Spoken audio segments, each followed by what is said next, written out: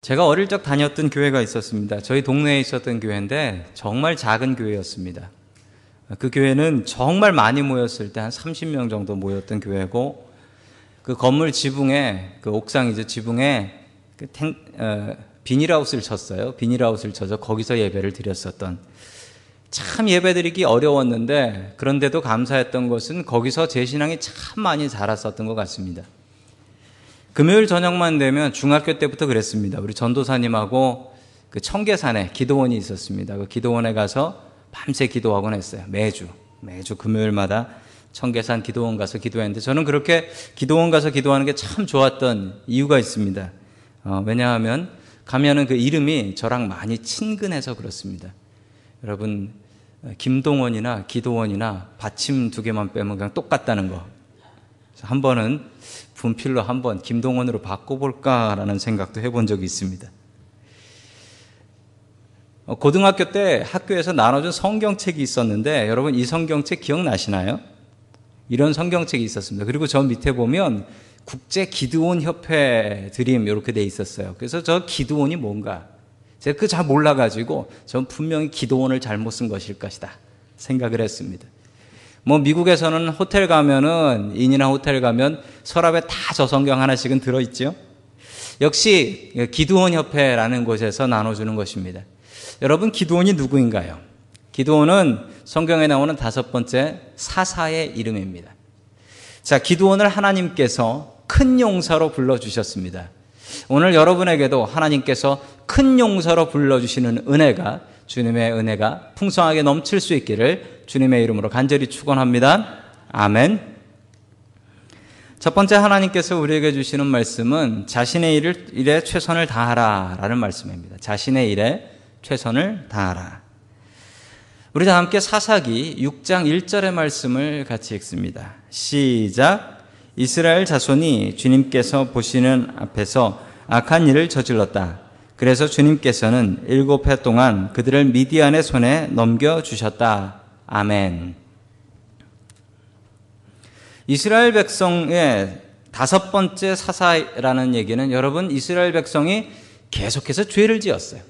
죄를 짓고, 그래서 하나님께서 벌을 주시면 죽겠다고 하나님께 회개하고 기도해서 구원해 주시고, 그런데 이러고 먹고 살만하면 다시 또 죄를 짓고, 죄를 짓고 나면 벌이 내리고 나면 회개를 하고, 그러면 구원해 주시고, 그럼 다시 또 죄를 짓고. 여러분, 사사기에 이 죄 짓는 이 네 사이클이 12번 나와요. 12번. 여러분, 그런데 우리의 인생도 그다지 다르지 않습니다. 우리가 어떻게 죄에서 자유할 수 있겠습니까? 여러분, 이 사이클은 계속 반복돼요. 근데 중요한 것은 이 반복되면서 우리가 주님을 향해서 갈 수 있다면 이건 성공한 인생이고, 반복되면서 이게 계속 바닥을 치고 밑으로 간다면 그건 아마 실패한 인생이 되는 것 같습니다. 이스라엘 백성이 계속해서 죄를 짓습니다. 미디안이라는 나라를 통해서 7년 동안 괴로움을 당하게 되는데, 이 미디안 사람들이 대단한 사람들이었던 것 같습니다. 우리 계속해서 3절 말씀 같이 봅니다. 시작. 이스라엘 자손이 씨앗을 심어 놓으면 미디안 사람과 아말렉 사람과 동방 사람들이 쳐올라 오는 것이었다. 아멘. 씨앗을 심으면 약탈을 하기 위해서 왔다라고 하는데, 여러분, 이게 좀 말이 안 됩니다.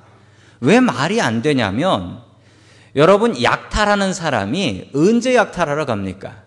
남의 집에 강도질을 하고 돈을 뺏으러 가는 사람이 언제 가야 될까요? 돈 있을 때 가야 됩니다. 남의 농장을 습격하려고 그러면 여러분, 그 농장이 추수할 때 가야 됩니다. 추수할 때, 하비스트 할 때 가야지, 씨 뿌릴 때 뺏으러 가는 사람이 어디 있습니까? 뭐 가서 가져오게요. 여러분, 그런데 미디안 사람들이 씨 뿌리는 데 쳐들어갑니다. 이거 대단한 사람들인 거예요. 대단한 사람들인 거예요. 자, 계속해서 5절 봅니다. 시작. 그들은 가축대를 몰고 장막을 가지고 메뚜기 떼처럼 쳐들어왔는데 사람과 낙타가 이루 셀 수 없을 만큼 많았다. 그들이 들어와서 온 땅을 황폐하게 만들었다. 아멘. 자, 그 이유를 알 수 있을 것 같습니다. 씨 뿌려서 싹 나는데 그걸 갖고 뭐 하나 했더니만 자기네 가축들, 짐승들을 데리고 와서 다 뜯어먹고 다 파먹게 하고, 여러분 낙타를 가져왔대요. 낙타는 여러분 먹는 것도 먹는 거지만 물을 엄청나게 먹습니다. 그 물 부족한 동네에 가서 낙타 데려가서 물까지 다 퍼먹었던 거예요. 즉 이 미디안은 이스라엘을 잘 뺏어 먹으려고, 여러분 뺏어 먹으려면 그 다음에도 뺏어 먹을 수 있게 남겨놔야 됩니다. 그런데 이 미디안은 뺏어 먹으려고 한 게 아니라 쫓아내버리려고 죽으라는 얘기입니다. 이건. 자, 이스라엘 백성들이 이 고난을 견디지 못해서 어떻게 했냐면 우리 2절 말씀입니다. 같이 봅니다. 시작. 미디안 사람의 세력이 이스라엘을 억누르니 이스라엘 자손은 미디안 사람들 때문에 산에 있는 동굴과 요새의 도피처를 마련하였다. 아멘. 아예 먹고 살지도 못하게 하니까 도망가는 수밖에 없습니다. 그래서 이스라엘 백성들이 산에 가서 동굴과 요새의 도피처를 만들었다라고 합니다. 여러분, 이스라엘은 동굴 파기 참 좋은 지형이라고 합니다. 왜냐하면 이스라엘은 그 석회암 지역이에요. 그래서 파기는 좀 어렵지만 파고 나면 그게 딱딱하게 굳어서 든든한 동굴이 되곤 합니다. 그래서 예수님께서도 묻히실 때 동굴에 묻히셨습니다. 자, 그 지형을 아시면은 이스라엘 백성들이 가서 동굴 파고 요새를 만들고 있었다라는 것이 이해가 될 수가 있습니다. 7년 동안 동굴에서 생활하면 기분이 어떨까요? 너무너무 괴로워서 이 이스라엘 사람들이 끝내는 하나님께 손들고 하나님 회개합니다. 구해 주십시오라고 기도를 하니까 7년 만에 하나님께서 구원자를 하나 보내주셨습니다. 그 구원자가 11절에 나옵니다. 우리 11절 말씀 같이 봅니다. 시작. 주님의 천사가 아비에셀 사람 요아스의 땅 오브라에 있는 상수리 나무 아래에 와서 앉았다. 그때 요아스의 아들 기드온은 미디안 사람들에게 들키지 않으려고 포도주 틀에서 몰래 밀 이삭을 타작하고 있었다. 아멘. 자, 구원자를 보내주셨다라는 겁니다. 그런데 그 구원자의 모습이 어떻습니까? 좀 한심해 보이지 않습니까? 여러분, 이스라엘 백성을 미디안으로부터 싸워서 이겨야 될 구원자면요, 여러분 최소한 힘은 세야 하잖아요. 성질은 못 됐더라도 힘은 세고 능력은 있어야 하잖아요. 최소한 삼손처럼 능력은 있어야 되는 사람 아니겠습니까? 그런데요, 여러분 오늘 성경 말씀에 보면 아주 한심한 모습이 나옵니다. 뭡니까? 포도주 틀에서 몰래 밀 이삭을 타작하고 있었다. 여러분, 이분이 이스라엘을 미디안으로부터 구원할 수 있을 것 같으십니까? 조금 한심해 보이지 않습니까? 구원자를 보내주시는데 좀 이 모습은 좀 아닌 것 같습니다. 미디안 사람들한테 들키지 않으려고, 여러분 밀 이삭을 포도주 틀에서, 포도주 틀은 포도주 짜는 데거든요. 그 안에 들어가서 밀 이삭을 타작하면 일단은 잘 보이진 않겠네요. 위에서 내려다보기 전에는 멀리서는 보이지 않으니까 미디안 사람들한테 붙잡혀서 뺏기지는 않겠다라는 생각입니다. 여러분, 무슨 구원자의 모습이 이렇습니까? 조금 실망스러운 모습입니다. 그런데 하나님께서 이 기드온을 무엇이라고 부르시는지 한번 보시기 바랍니다. 12절 말씀 같이 보겠습니다. 시작. 주님의 천사가 그에게 나타나서 힘센 장사야, 주님께서 너와 함께 계신다 하고 말하였다. 아멘. 힘센 장사야 라고 부르셨습니다. 힘센 장사야. 여러분, 힘센 장사 같습니까? 여러분, 힘센 장사하면 당당하게 나가서 미디안 사람들 때려 부시고 거기서 타작을 할 것이지, 아니 힘센 장사가 왜 거기서 쭈그리고 앉아가지고 일어서지도 못하고 걸릴까봐 무서워서 그 포도주 틀 안에서 타작을 하고 있겠습니까?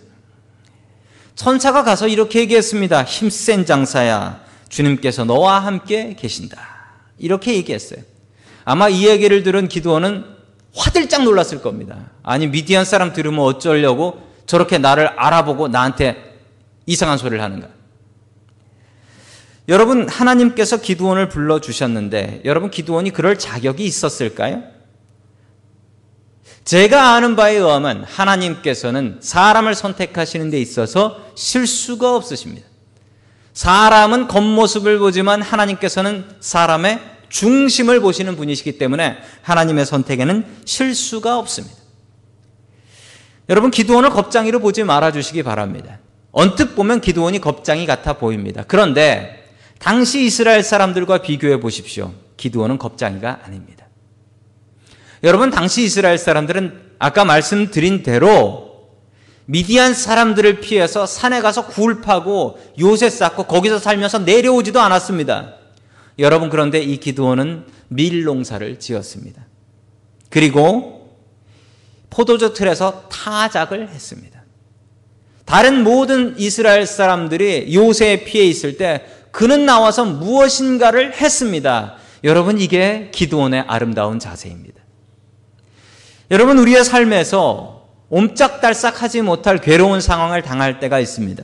하나님, 왜 나한테 이런 고통과 고난을 주십니까? 라고 생각하며 불평이 나올 때가 있습니다. 여러분, 이스라엘 백성들이 불평한 거나 기드온이 불평한 거나 똑같습니다. 여러분, 그런데 정말 중요한 게 있습니다. 기드온이 생각했던 것은 왜 나한테 이런 고통이, 왜 이스라엘 백성한테 이런 고통이 오나 라는 이것보다는 더 중요한 고민을 했는데 어떻게 먹고 살까? 이걸 고민했습니다. 어떻게 먹고 살까?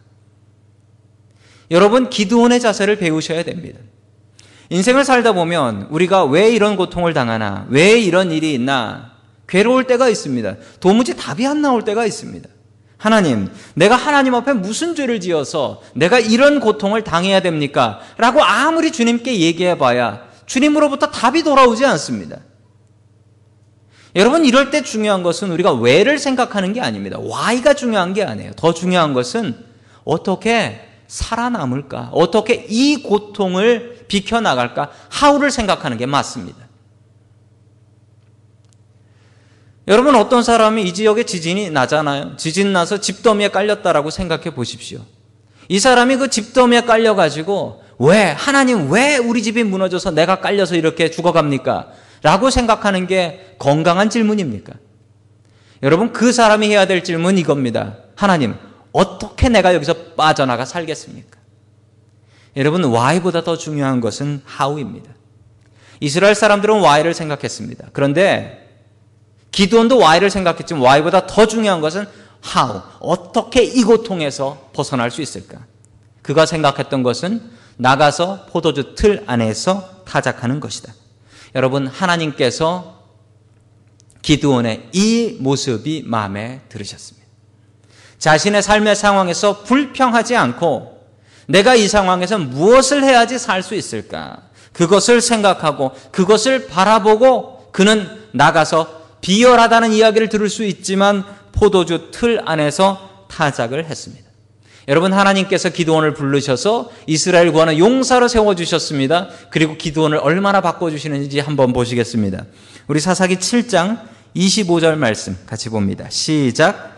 그들이 미디안의 두 우두머리 오렙과 스앱을 사로잡아 오렙은 오렙바위에서 죽이고 스앱은 스앱 포도주 틀에서 죽이고 계속 미디안을 추격하였다. 그들이 오렙과 스앱의 머리를 요단강 동쪽 지역에 있는 기드온에게 가져왔다. 아멘.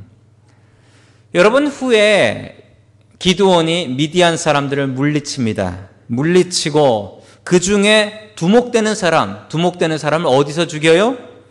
포도주 틀에서 죽였다라고. 포도주 틀에서. 여러분, 포도주 틀이 뭐 하던 데입니까? 기드온이 비겁하게 숨어서 미디안 사람들한테 붙잡히지 않으려고 타작했던 곳. 하나님께서는 그곳을 무엇으로 바꿔주셨습니까?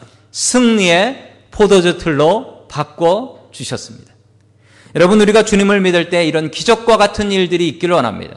우리의 약함을 하나님께서는 강함으로 바꿔주시는 분이십니다. 기드온의 비겁한 포도주 틀을 승리의 포도주 틀로 바꿔주시는 분이십니다.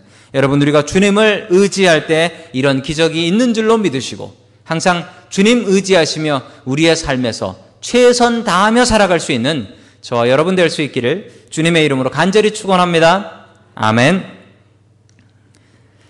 마지막 두 번째로 하나님께서 우리에게 주시는 말씀은 하나님은 우리의 능력이 되신다라는 말씀입니다. 하나님은 우리의 능력이 됩니다. 우리 옆에 계신 분들하고 한번 같이 이야기해 볼까요? 하나님은 우리의 능력이십니다.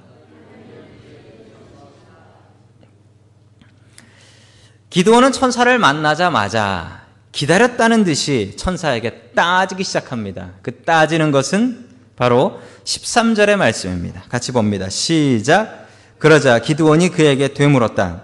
감히 없습니다만 주님께서 우리와 함께 계신다면 어째서 우리가 이 모든 어려움을 겪습니까? 아멘. 자, 기드온의 질문도 다른 사람들의 질문과 다르지 않았습니다. 하나님께서 함께 하신다면 왜 우리가 이 모양 이 꼴로 살아가는 겁니까? 왜 미디안은 저렇게 잘 되고 우리는 7년 동안 정말 씨도 못 뿌려보고 이렇게 고통을 당하고 있습니까? 하나님이 살아계시면, 하나님께서 우리와 함께 하시면 우리한테 왜 이런 일이 있단 말입니까?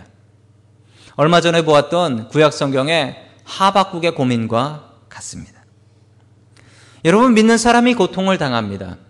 믿는 사람이 고통을 당해요. 때로는 기도해도 응답이 오지 않을 때가 있습니다. 여러분, 교회 다니면 다 건강하게 사나요? 여러분, 기도해서 병이 다 낫습니까? 만약 기도해서 세상의 모든 병이 다 낫는다면 세상에 요즘 미국은 병원비도 비싼데 병원이 다 교회로 바뀌어야죠.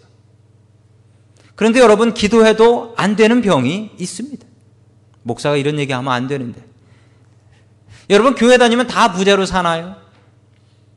여러분, 앞에 서 있는 저도 부자가 아닙니다. 물론 아들 부자이긴 하지만 저는 부자가 아닙니다. 여러분, 교회 다니면 술 안 마시고 담배 안 피고 건강하게 살 수 있습니다. 그거 믿습니다. 또 교회 다니면 성실하게 살기 때문에 여러분 사업하시는 것, 또 직장에서 인정받을 수 있다. 그래서 더 잘 살 수 있다. 여러분, 그 말도 분명히 맞는 얘기고 저도 그 얘기를 믿습니다. 그러나 그럼에도 불구하고 아무리 예수님 잘 믿어도 교회 열심히 잘 나와도 피해갈 수 없는 고통과 고난이 있다라는 사실은 어쩔 수 없는 사실입니다. 여러분, 이런 고통이 왜 우리에게 내리는 것일까요? 여러분, 이스라엘 백성들에게 내린 이 고통은 이유가 있었습니다. 하나님을 잘 믿지 않고 우상 숭배했기 때문에 내린 벌이었습니다. 그런데 여러분, 이스라엘 백성들은 착각하고 있습니다. 하나님 앞에 하나님께서 함께 하시면 왜 이런 일이 생깁니까? 여러분, 이 얘기는 이 얘기와 똑같아요. 학교 다닐 때, 여러분 학교 다닐 때 선생님한테 벌 받아보셨습니까? 영 안 받아보신 분, 모범생 같은 표정을 짓고 계세요. 벌 받잖아요. 벌 받는데 여러분, 벌 받는 학생이 이렇게 얘기할 수 있습니까? 선생님이 살아계시면 어떻게 우리에게 이런 일이 있을 수 있습니까? 말이 안 되는 거거든요. 이스라엘 백성이 하고 있는 얘기가 이겁니다. 하나님께서 이것은 잘못했기 때문에 내린 벌입니다. 여러분, 벌 받는 사람은 벌 주는 분을 바라봐야 됩니다. 하나님, 내가 무엇을 잘못해서 이런 벌을 받게 되는 것입니까? 부모로서 자식을 키우다 보면 자식한테 벌을 줄 때가 있습니다. 자식한테 벌을 줄 때가 있어요. 그럼 자식들이 벌을 받으면서 무슨 생각을 할까요? 아이들은 벌을 받으면서 아이들이 어릴수록 아이들의 생각은 이렇답니다. 우리 엄마 아빠가 나를 미워해서 벌을 준다라고 생각을 한대요. 그래서 내가 기회가 되면 가방을 싸서 가출을 해야지, 이런 생각을 한대요. 우리 부모님은 나한테 벌 주고서 TV 보면서 놀고 즐거우실 거야, 이런 생각을 아이들이 하는 거예요. 여러분, 그런데 정말 부모님의 마음은 어떻습니까? 아이들한테 벌을 주고 나면 발 뻗고 TV 켜놓고 헤헤호호 하면서 편히 있습니까? 그렇지 않습니다. 벌을 주는 부모의 마음이 더 아픕니다. 아이고, 저 아이가 저렇게 하면 안 되는데, 저렇게 살면 안 되는데, 저 아이를 어떻게 바꿔서 바른 길을 걸어갈 수 있게 할까 고민하는 게 부모의 마음입니다. 여러분, 기드온이 몰랐던 게 그것입니다. 하나님께서 함께 하시면 우리한테 어떻게 이런 일이 있을 수 있습니까? 여러분, 하나님께서 그 7년 동안 함께 하셨습니다. 고통받는 이스라엘 백성보다 그 옆에서 벌 주시는 하나님의 마음이 더 아프셨습니다. 기드온은 그걸 몰랐습니다. 이스라엘 사람들 그거 몰랐습니다. 여러분, 우리가 고통을 당합니다. 살면서 고통을 당하는데 그 이유를 알 수가 없어요. 우리가 말할 수 없는 고통을 당할 때 제일 먼저 나오는 반응은 하나님, 내가 뭘 잘못했습니까? 라는 반응입니다. 하나님, 내가 뭘 잘못했습니까? 여러분, 우리가 잘못해서 벌이 내릴 때도 있어요. 그런데 성경을 보면 하나님의 뜻으로 하나님의 영광을 위해서도 고통이 내릴 때가 있어요. 알 수 없어요. 우리에게 고통이 있을 때 그 이유를 알 수 없어요. 섣부르게 나 자신의 고통에 대해서 이야기하지 마십시오. 섣부르게 다른 사람, 저 사람 뭐 잘못해서 벌 받는 거야 라는 진단을 내리지 마십시오.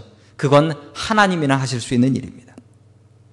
우리가 해야 될 일은 같이 슬퍼하고 같이 기도해 주는 일밖에 없습니다. 여러분, 그리고 정말 공통적인, 우리가 당하는 고통의 공통적인 것은 이 고통을 하나님께서 어쨌든 허락하셨다라는 사실입니다. 또한 한 가지는 이 고통을 이길 힘은 하나님으로부터 온다. 이 두 가지는 어떤 고통이든지 똑같습니다. 이 고통은 하나님께서 허락하셨다. 그렇지만 이 고통을 이길 힘도 하나님께서 주신다. 기드온은 이것을 깨닫지 못해서 하나님에게 그런 질문을 했습니다. 여러분, 그 질문에 대한 답은 딱 한 가지였습니다. 잠시 전에 읽었던 말씀입니다. 여러분, 주님께서 너와 함께 하신다. 여러분, 이게 힘입니다. 여러분, 이거 외에 천사는 그 뒤로도 다른 답을 내지 않습니다. 하나님께서 함께 하시면 이길 수 있다. 천사가 내놓은 방법은 how지 why가 아니었습니다. 왜 이런 일이 생겼는가에 대한 답은 내리지 않습니다. how, 어떻게 이길 수 있는가? 하나님을 의지하면 이길 수 있다. 하나님께서 함께 하시면 이길 수 있다. 여러분, 이것을 무엇이라고 합니까? 우리가 임마누엘이라고 합니다. 하나님께서 우리와 함께 하신다. 우리가 기쁠 때도 함께 하시지만 우리가 고통당할 때도 같이 함께 하시면서 우리보다 더 고통스럽고 하시는 분이 하나님이시다. 그게 바로 임마누엘이며 임마누엘의 신앙입니다. 여러분, 우리가 하나님 떠날 수 없어요. 우리가 어떤 상황에 있든지 하나님께서는 우리와 함께 하시며 같이 괴로워하시며 우리에게 힘 주시는 분이신 것을 믿으시기 바랍니다. 아멘. 여러분, 요즘 야구 시즌입니다. 오늘 오다 보니까 풋볼도 하는지 캔들스틱 팍에 차들이 막 들어가고 있더라고요. 요즘 그 샌프란시스코가 저희 동네 팀이 잘 못하죠. 요즘 주말에 LA하고 계속 LA 다저스하고 게임을 하고 있는데 참 감사하게도 샌프란시스코가 19대 1로 LA를 이겼어요. 말도 안 되는 스코어인데. 그런데 여러분, 샌프란시스코 말고 LA에 류현진이라는 한국 선수가 있지 않습니까? 너무 잘해요. 13승 벌써. 13승을 했어요. 그래서 뭐 야구는 별로 보지도 않지만 그 류현진 선수 보려고 틀어놓고 봅니다. 아주 너무 잘해서 좋습니다. 13승이나 하는데 이 선수가 1선발이 아니래요. 그 스타팅 피처들의 그 프라이어리티가 있는데 넘버 3래요. 3선발이래요. 그러면 아이고, 넘버 원은 얼마나 잘하길래 넘버 원인가 보니까 그 커쇼라는 선수가 있더라고요. 커쇼라는 선수가 있는데 이 선수가 대단한 선수입니다. 2011년에 그 미국에서 제일 잘 던지는 투수한테 준다라는 싸이 영상을 받은 선수예요. 미국 최고의 선수라는 거죠. 그리고 이 선수는 그 자기 실점, 자책점이 2점을 넘지 않는 대단한 선수입니다. 투수로서도 유명하지만 이 선수가 정말 더 유명한 것은 이 선수가 바른 크리스찬으로서 엄청나게 유명한 선수입니다. 이 커쇼의 부모가 커쇼가 10살 때 이혼을 했다라고 합니다. 엄마 혼자 아들을 키워야 되는데 아들 키우는 게 너무너무 어려웠답니다. 그런데도 이 아들을 제대로 좀 키워보려고 그 텍사스에 사는데 댈러스 근처에 가장 좋은 동네로 이사를 가서 거기서 새를 살았대요. 가장 좋은 동네에서. 그래서 그 커쇼네 집은 차만 지나가도 커쇼인 안 돼요. 왜냐하면 그 고급 동네에 그 고급차만 돌아다니는 뭐 벤츠, BMW, 렉서스만 돌아다니는 동네에 고물차를 타고 다니는 사람이 딱 한 집 있었답니다. 커쇼네 집이었대요. 너무너무 가난했대요.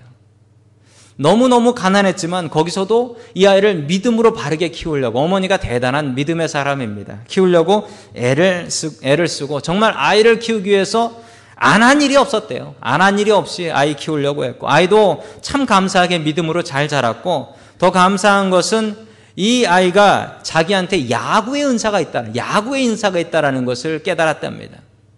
뭐 집이 가난하니까 뭐 좋은 배트 쓸 수 없고 좋은 장갑 쓸 수 없고 그랬지만 하나님께서 주신 그 은사 잘 살리려고, 그리고 항상 기도했답니다. 하나님, 내가 메이저리그에 가서 피처가 될 수 있게 해주세요.